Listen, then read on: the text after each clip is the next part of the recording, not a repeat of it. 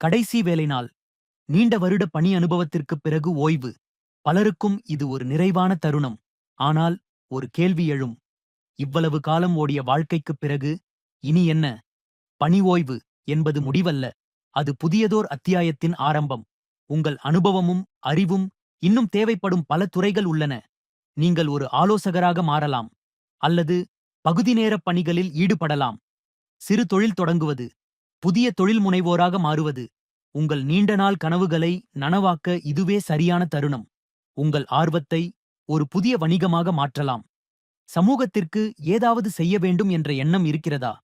தன்னார்வத் தொண்டு அல்லது சமூக சேவைப் பணிகளில் உங்களை ஈடுபடுத்திக் கொள்ளலாம். அடுத்தவர்களுக்கு உதவும்போது கிடைக்கும் மன நிம்மதிக்கு ஈடு இணை இல்லை. ஓய்வு வாழ்க்கை என்பது வெறுமனே வீட்டில் இருப்பது அல்ல.